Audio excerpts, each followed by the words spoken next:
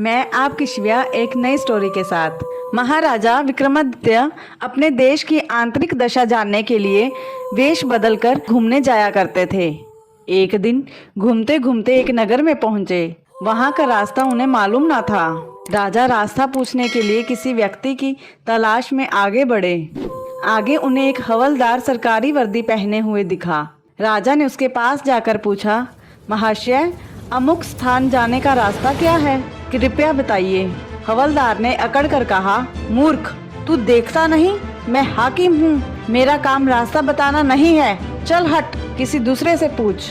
राजा ने नम्रता से पूछा, महोदय, यदि सरकारी आदमी भी किसी यात्री को रास्ता बता दें तो कोई हर्ज तो नहीं है। खैर, मैं किसी दूसरे से पूछ लूंगा, पर इतना तो बता दीजिए कि आप किस पद पर काम करते हैं।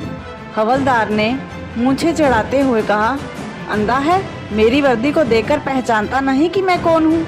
राजा ने कहा, शायद आप पुलिस के सिपाही हैं। उसने कहा, नहीं, उससे ऊंचा। तब क्या नायक हैं? नहीं, इससे भी ऊंचा।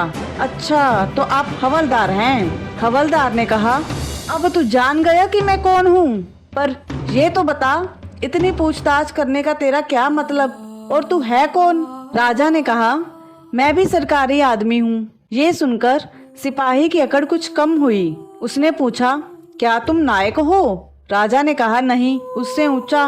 तब क्या आप हवलदार हैं? नहीं, इससे भी ऊंचा। तो क्या दरोगा हैं? उससे भी ऊंचा। हवलदार ने कहा, तो क्या आप कप्तान हैं?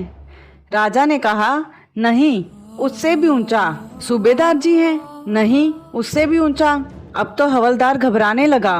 उसने पूछा, तब आप मंत्री जी हैं? राजा ने कहा, भाई, बस एक सीढ़ी और बाकी रह गई है। सिपाही ने गौर से देखा तो सादी पोशाक में महाराजा विक्रमादित्य सामने खड़े हैं। हवलदार के होश उड़ गए। वह गिड़गिड़ाता हुआ राजा के पांव पर गिर पड़ा और बड़ी दीनता से अपने अपराध की माफी मांगने लगा।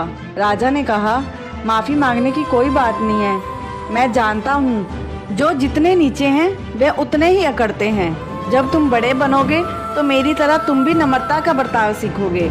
इस कहानी से हमें ये शिक्षा मिलती है कि दुष्ट व्यक्ति के पास विद्या हो तो वह विवाद करता है, धन हो तो घमंड करता है, वहीं साधु प्रकृति का व्यक्ति विद्या ज्ञान देने में, धन दान देने में खर्च करता है।